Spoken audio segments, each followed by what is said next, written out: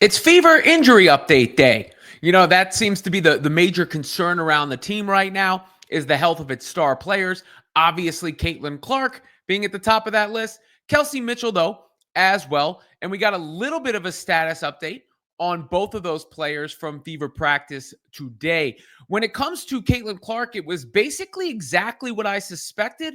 Overuse, tightness, clearly not in, the hamstring calf area. It sounds like the quad, because I don't think she would have played even at Iowa if there was a risk of re-injury. Doesn't seem like they believe that to be the case. Now, look, with anything like that, there's always a risk of overcompensation or making it worse. I'm not saying there was no risk whatsoever, but you know what I'm talking about, those fast twitch movements that could pull your hammy or your calf muscle or possibly lead to anything worse.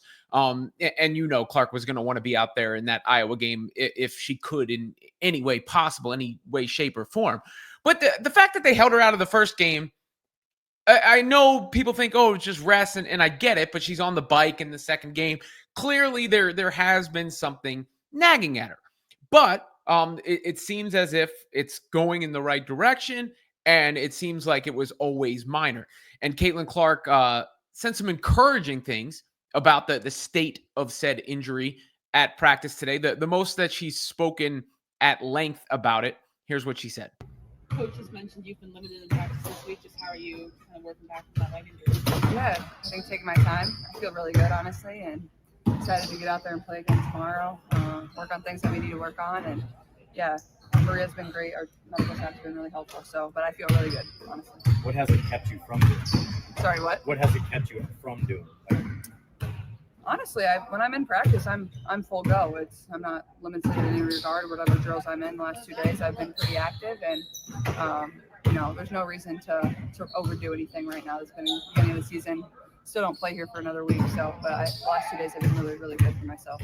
You know where it started? What caused it to get her in the I don't. Probably just a little too much basketball. I think, I love being in the gym, but I think understanding when to be in the gym and, when to recover and things like that. So I think just finding a balance and obviously just getting back into the swing of things.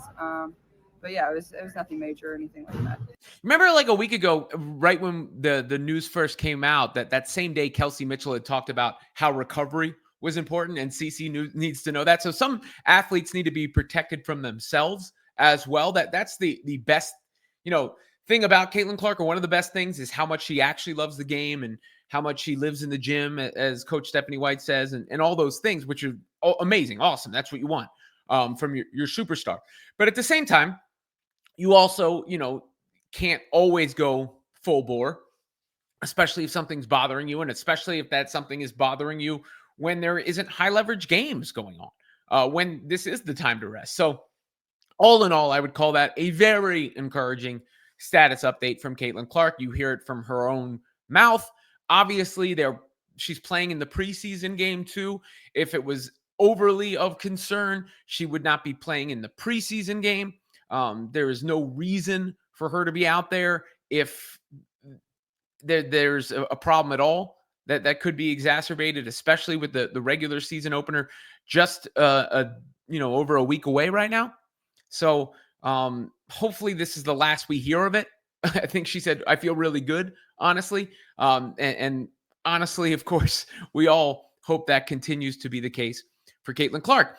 Then there's Kelsey Mitchell, who showed off that mangled digit the other day that she suffered in China. A semi-fracture, I guess, is now it's how it was dislocated, they said on the broadcast, and that's how the question was posed to her. But in her answer, she said, there's not much you can do with a semi-fractured finger, and you could see that it was a little off. So I think it healed, but in the wrong way. They'd probably have to re-break it or reset it in order to get it to be aligned properly. But she was also out there playing. That's the best news. They're out there playing in the preseason. And this is what Fever coach Stephanie White had to say about Kelsey Mitchell's finger issue, injury, finger. To hold anyone out? No plans to hold anybody out. Any concerns with Kelsey's finger? She seems fine with it and just playing through it. I forget about Kelsey's finger Yeah. because she was playing great with it overseas too. I mean, certainly Her shot's a little funky in the way that it releases anyway, and I think that she's learned to protect it. So for her, it's like she's efficient, she's effective.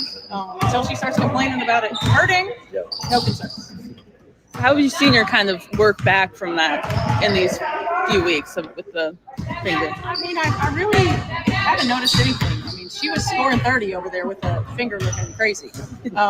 So I haven't really noticed her having any kind of issues. I think the biggest thing is seeing the swelling go down, seeing a little bit more range of motion, the work that she put in, to position herself for that. The most important thing to me is that it's not getting hurt every time it gets tweaked. And I think that through her rehab and her work in rehab, we worked through that.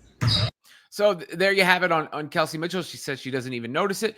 It's nuts how that this stuff can happen in these overseas games in China, and we don't know anything about it. Obviously, the Fever organization was informed about it. And I've heard things looking good in practice. Certain players standing out in practice as well. I heard that Lexi Hullow's playing really well.